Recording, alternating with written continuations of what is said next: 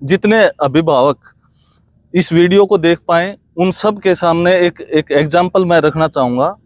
आपके आसपास या आप खुद भी अपने साथ इस चीज़ की तुलना कर सकते हैं कि जो बच्चे अपने मम्मी पापा दादा दादी के साथ रहे हैं वो लाइफ में ज़्यादा खुश हैं और उनकी कनेक्टिविटी बॉन्ड पेरेंट्स के साथ अच्छा है, या वो बच्चे जो पेरेंट्स से दूर रहे थे और उसके बाद वो जहाँ तक उन्होंने पहुँचना था अपनी लाइफ में, जितनी कामयाबी लेनी थी वहाँ तक पहुँच गए। क्या अब वो अपने परिवार के साथ जुड़े हुए हैं? क्या एक बार बच्चे ने 9वीं से ऊपर या इससे नीचे की भी मैं बात कर लूँ, यदि आपने उसको अपने से दूर भेज दिया जितनी छोटी उम्र में, उसका और आपका बॉन्ड कमज़ोर होता चला जाएगा। ऐसा हमने यहाँ पे देखा है, खुद के साथ भी महसूस किया है, और जो अपने आसपास का जो क्षेत्र है उसमें भी ये चीज़ें देखने को मिलती हैं। अगर जो बीज शुरुआत में अच्छी क्वालिटी का लगा दिया जाए और उसको टाइम से वो सारी चीज़ें दे दी जाए, नींव मजबूत कर दी जाए जी, जो बिल्कुल यही बात कहेंगे कि उसकी अगर नींव सही होगी तो वो पेड़ जब बड़ा होगा तो स्ट्रोंग होगा और वो किसी भी एडवर्स कंडीशन में भी अपने आप को ज़्यादा प्रभावित नहीं होने देगा, वो मजबूती के साथ खड़ा रहेगा।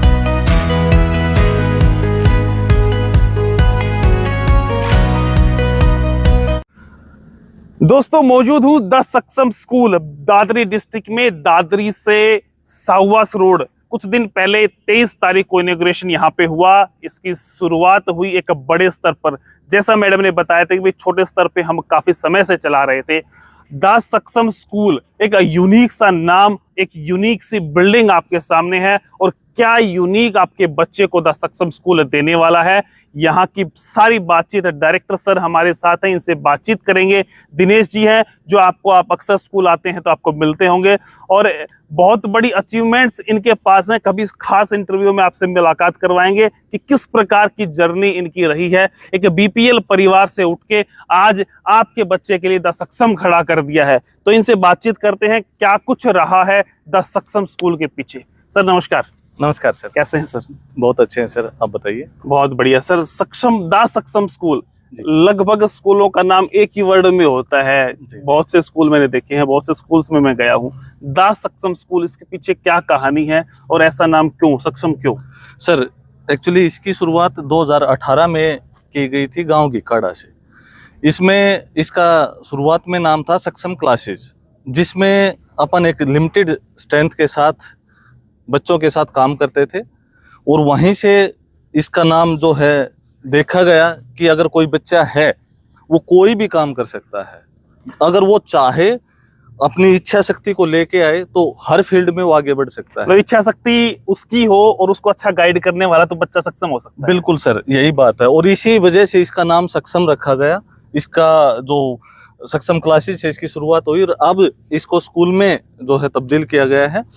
अब ये एक बड़ा वृक्ष बन चुका है जो द सक्षम स्कूल के नाम से अब चरखी दादरी एरिया में ये शिक्षा में काम कर रहा है। एक सबसे बड़ा सवाल होता है, बच्चा 10वीं तक पढ़ लेता है जी, कुछ चूज नहीं करना होता है, 11वीं में आके चूज करना पड़ता है। उसमें बहुत सी राय होती है, पापा की अलग होती है, मम्मी की अलग होती है, और दादा दादी अगर है तो उनकी अलग होती है। जी जी। लेकिन बच्चे से नहीं पूछते कि भाई तेरे को क्या करना है, तेरा इंटरेस्ट कहाँ है। रिश्तेदार है वो फोन करते हैं, भाई मेडिकल दिलवाना, डॉक्टर बनाना है या इंजीनियर बनाना है।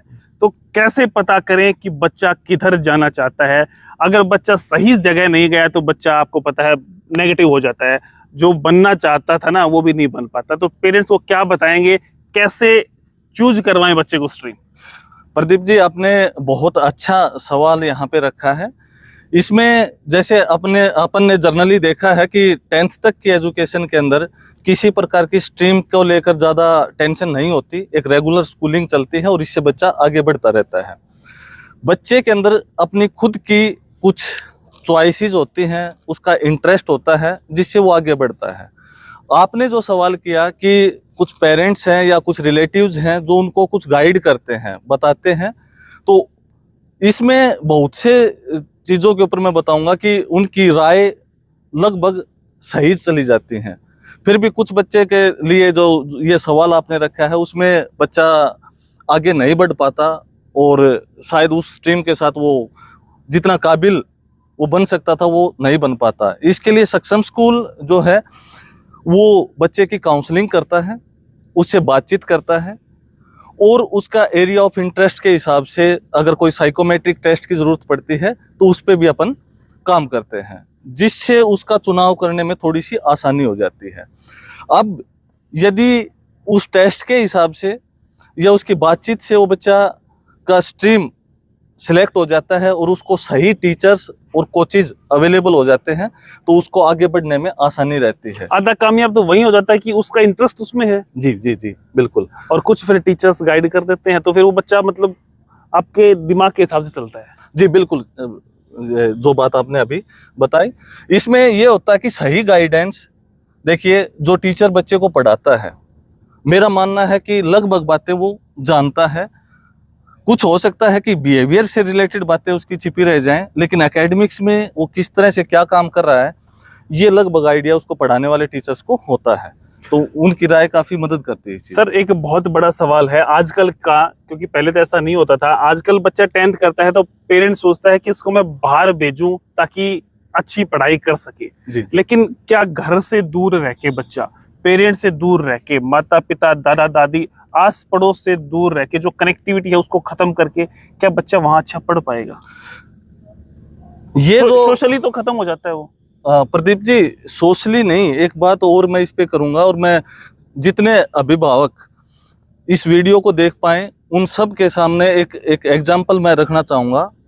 आपके आसपास या आप खुद भी अपने साथ इस चीज की तुलना कर सकते हैं कि जो बच्चे अपने मम्मी पापा दादा दादी के साथ रहे हैं वो लाइफ में ज़्यादा खुश हैं और उनकी कनेक्टिविटी बॉन्ड पेरेंट्स के साथ अच्छा है, या वो बच्चे जो पेरेंट्स से दूर रहे थे और उसके बाद वो जहाँ तक उन्होंने पहुँचना था अपनी लाइफ में, जितनी कामयाबी लेनी थी वहाँ तक पहुँच गए, क्या अब वो अपने परिवार के साथ जुड़े हुए हैं? क्या एक बार बच्चे ने 9वीं से ऊपर या इससे नीचे की भी मैं बात कर लूँ, यदि आपने उसको अपने से दूर भेज दिया जितनी छोटी उम्र में, उसका और आपका बॉन्ड कमजोर होता चला जाएगा। ऐसा हमने यहाँ पे देखा है, खुद के साथ भी महसूस किया है, और जो अपने आसपास का जो क्षेत्र है उसमें भी ये चीज़ें देखने को मिलती हैं। तो यहाँ पर प्रदीप जी मैं सभी अभिभावकों को ये बताना चाहूँगा कि कोशिश करिए बच्चे को अच्छी एजुकेशन मिल पाए और वो आपके पास रह के मिल पाए, ताकि इससे आपके और बच्चे के बीच के जो संबंध है वो मजबूत रहें और अच्छे रहें। सर कोचिंग की तरफ बहुत से लोग भागते हैं, तो क्या सक्षम स्कूल बच्चों को कोचिंग देने में सक्षम है? जी सर, लास्ट जो 3 साल से अपन ने कोचिंग फैकल्टी हायर करके और बच्चों के साथ कोचिंग में काम करना शुरू किया था। इसमें बायोलॉजी को खुद मैं देखता हूँ, मेरे साथ 2 टीचर्स और हैं जूलॉजी और बॉटनी के, जो वो टीच करते हैं। फिजिक्स केमिस्ट्री के जो कोचेज हैं वो भी अपने साथ यहाँ अवेलेबल हैं। तो जो सारी जो एक बच्चे को चाहिए जो बाहर जाके ले रहा है, जैसे कोटा है, सीकर है या दिल्ली है, जहाँ पर उसको जिस तरह की चीज़ें चाहिए होती हैं, जिस तरह के कोचेज चाहिए होते हैं, वो अपन ने यहाँ सक्षम में प्रोवाइड कर रखे हैं। कोटा सीकर दिल्ली वाली जो सुविधाएं हैं वो आपका जो दादरी है उसको वॉकिंग स्टेप्स पे मिलेगी?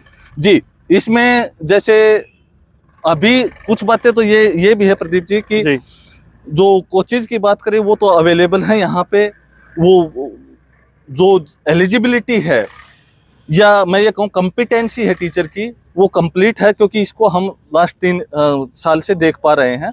जो बच्चे अपने से जुड़े थे उनकी फाउंडेशन तैयार हो चुका है और अब वो तैयार है कॉम्पिटिटिव एग्जाम के लिए। आगे आने वाले कुछ सालों में आपको एक बेहतरीन रिजल्ट आपके सामने देखने को मिलेगा। साफ शब्दों में बात करें, कौन कौन से टेस्ट के लिए आप कोचिंग सक्षम स्कूल में करवाएंगे? जी, इसमें मैं बात करूं तो JEE के लिए, नीट के लिए, NDA और CA फाउंडेशन के ऊपर अपने क्षेत्र में जैसे कॉमर्स को लेके ज्यादा सुविधाएं नहीं मिल जी जी जी हाँ, मेडिकल नॉन मेडिकल की तरफ ज्यादा भागते हैं। जी, ऐसा नहीं है प्रदीप जी, चूज तो कर लें कॉमर्स को भी, लेकिन उसके लिए उनको सुविधाएं नहीं मिल पा रही थी, अवेलेबिलिटी नहीं है। जी, और ये हमने पहले से ही जब से सक्षम शुरू हुआ था तो इसमें इकोनॉमिक्स को लेके जो फ्यूचर है या जिसमें बच्चा आगे बढ़ सकता है, जो इंटरनेशनल लेवल तक पहुंच जाता है, उसके लिए यहाँ पर वो सुविधाएं नहीं मिल रही थी। तो CA फाउंडेशन को लेकर अपने हम लोगों ने एक अच्छी शुरुआत की है सक्षम के अंदर, तो एक बार यहाँ जुड़ेंगे, देखेंगे, वो चीज यहाँ देखने को मिलेगी आप लोगों को। ये तो सर बड़े बच्चों की बातें हो गई। जी जी बेस बनता है जब बच्चा 3-3.5 साल का होता है, जी। वो स्कूल में आने लगता है। उन बच्चों के लिए क्या खास व्यवस्थाएं हैं, क्योंकि शहर दोनों ही नजदीक हैं आपसे और आसपास चारों तरफ गांव है। छोटे छोटे बच्चे जो आएंगे उनके लिए क्या खास सुविधाएं सक्षम स्कूल देने वाला है? जी सर, इन सुविधाओं के ऊपर बात करूंगा, उससे पहले मैं कुछ बातें पेरेंट्स के लिए चाहूंगा कि मैं शेयर करूं। जी जी। अगर लर्निंग की शुरुआत होती है, एजुकेशन की शुरुआत होती है, कोई भी बच्चा अगर सीखता है तो वो अपनी 5 सेंस ऑर्गन से सीखता है। जो ज्ञानेंद्रियां हैं उन्हीं से वो चीज सीखता है। जैसे कान से सुनता है तो सुनने के बाद फिर वो बोलना सीखता है, जीभ से टेस्ट करता है। तो ये 5 सेंसेस का जो यूज अगर सही तरीके से हो पाए तो हमारा मानना भी है और हमने ये करके देख भी लिया है कि जो जितनी ज्यादा सेंस ऑर्गन का यूज करेगा उसकी समझ उतनी अच्छी बनती चली जाएगी। सक्षम के अंदर अब हम अगर प्ले ग्रुप की बात करें तो प्ले वे तरीके से बच्चे को सिखाया जाता है।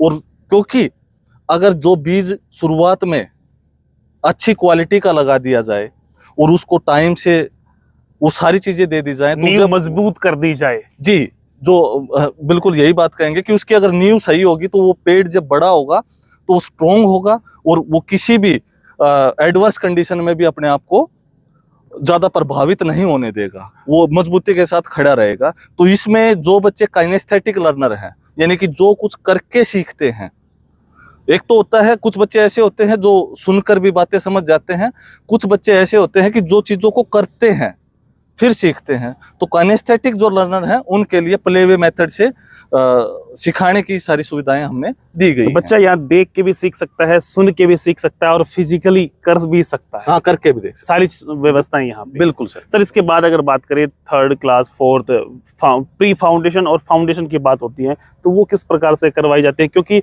जो आप बता रहे हैं नीट IIT उनकी शुरुआत तो नीचे से फाउंडेशन प्री फाउंडेशन से हो जाती है। जी सर, प्ले वे मेथड के बाद अगर अपन आगे बात करते हैं कि बच्चा जैसे जैसे बड़ी क्लासेस में जा रहा है 3rd 4th 5th में, तो यहाँ पर FLN जो ट्रेनिंग है टीचर्स को करवाई जाती है और फिर उसके ऊपर आगे का काम जो है लिटरेसी न्यूमरेसी के ऊपर चलता है और बच्चे का बेसिक स्ट्रॉन्ग करने का काम किया जाता है ताकि आगे जाकर वो कोचिंग के ऊपर भी काम करे तो उसके जो बेसिक्स हैं वो स्ट्रॉन्ग मिले और उसको ज़्यादा परेशानी ना आए।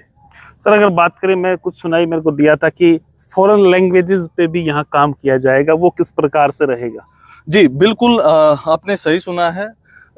लॉकडाउन के दौरान कोरोना में फ्रेंच की जो है ऑनलाइन क्लासेस होती थी। हमें इस चीज़ की ज़रूरत महसूस हुई है कि बच्चा जो छोटा बच्चा होता है, बड़ी बड़ी कंपनियां हैं यहाँ पे विदेशों से हैं तो वहाँ पे आवश्यकता तो पड़ती है। बिल्कुल आवश्यकता पड़ती है और बच्चे का भी फॉरेन का एक्सपोजर रहे, वो बाहर जाके भी काम करे तो अपने आप को पहले से ही उसके प्रिपेयर रखे और आगे जाने का वो वीक महसूस ना करेंगे, मैं यार नहीं जा पाऊंगा, नहीं कर पाऊंगा। जी सर, जी सर।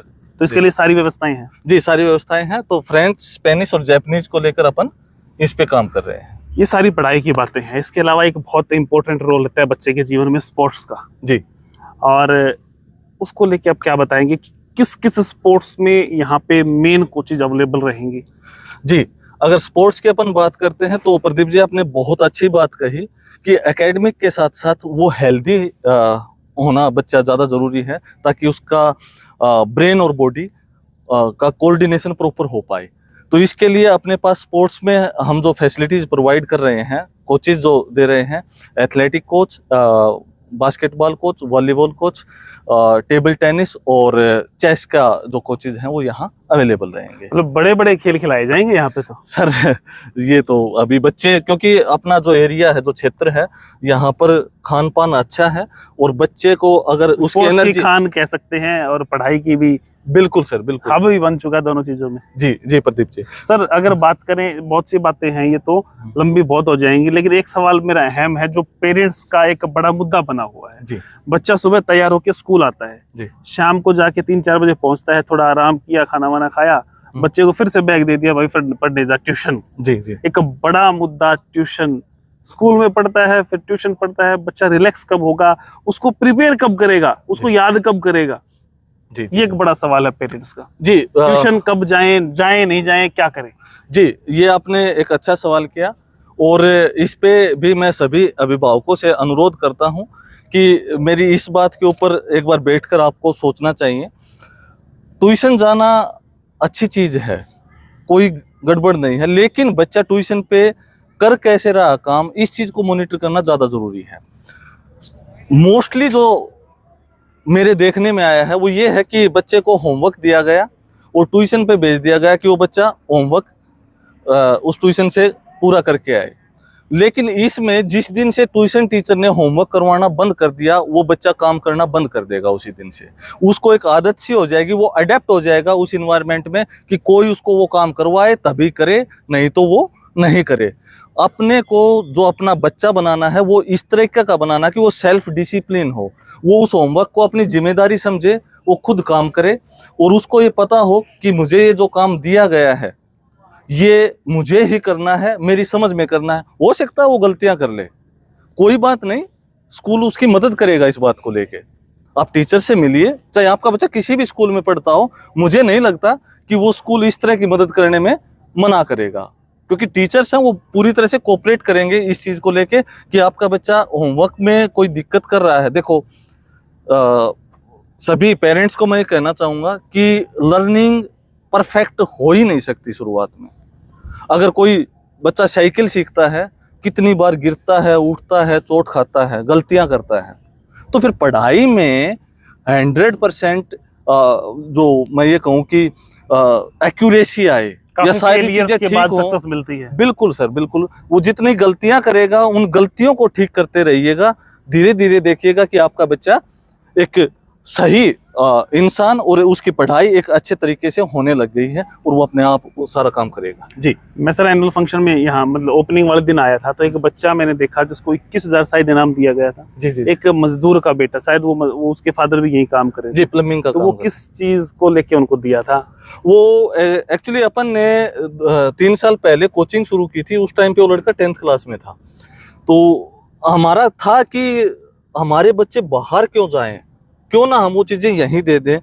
उसके लिए एक एक्सपेरिमेंट शुरू किया था, कोचिंग फैकल्टी हायर की गई, उनके साथ काम किया गया, उन बच्चों को फ्री छोड़ा गया और उनको ये डिसिप्लिन दिया गया कि बेटा ये काम दिया है आपको और ये आपको करना है। वो करते रहे। जब वो 12th के अंदर नॉन मेडिकल से पढ़ रहा था, तो 12th अपीयरिंग था, तो जेई का एक एग्जाम होता है जनवरी में, उसने वो एग्जाम दिया और उसमें उसका NIT कुरुक्षेत्र में मैकेनिकल में उसका सिलेक्शन हो गया था। तो इस वजह से हमने बच्चों से बात की थी कि भाई जो अच्छी मेहनत करेगा उसको हम साथ साथ प्रोत्साहित कर, मजदूर के बेटे को इंजीनियर बना दिया। जी बिल्कुल। जो मेहनत करेगा बड़ी सर, मेहनत रही है। हाँ, वो चाहे किसी मजदूर का बच्चा हो, इससे ये मिलता है कि कोई भी जो मेहनत करेगा वो आगे बढ़ेगा। सर एक बहुत बड़ा सवाल रहता है, बच्चे बहुत बार जाते हैं, लेकिन क्लासरूम का जो माहौल होता है ना, वो 50, 100, 200 इस प्रकार का रहता है, काफी जगह देखा है। तो किस प्रकार से क्लासें रहेंगी, कितने बच्चे क्लास में रहने वाले हैं? सर इसमें जैसे आपने बताया कि क्लास में 100, 50 या जितनी भी जो स्ट्रेंथ है रहती होगी, इसके लिए एक हमारी जो समझ है वो ये है कि बच्चे एक क्लास में उतने ही रखो जिनके ऊपर प्रॉपर काम हो पाए, उसकी मॉनिटरिंग हो पाए, दी जा सके बच्चे को। जी बिल्कुल। इसमें ये हो सकता है कि जरूरी नहीं है कि सभी बच्चे ब्रिलियंट हो जाएंगे उससे, उसमें ये मिल सकता है कि जो बच्चा धीरे सीखता है, कम सीखता है, उसके साथ अलग से काम हो पाए, वो कम से कम एवरेज तो आ जाएगा। एवरेज आ जाएगा जी। उस बच्चे की का प्रॉपर ध्यान रखा जाए तो सक्षम के अंदर एक क्लास में 27 बच्चे जो है पर सेक्शन रहेंगे। अच्छा, मैं ऐसा भी सुन रहा था कि हर क्लास में 27-28 जितने बच्चे हैं उनमें एक बच्चा फ्री रहेगा। जी बिल्कुल, सही सुन रहे थे।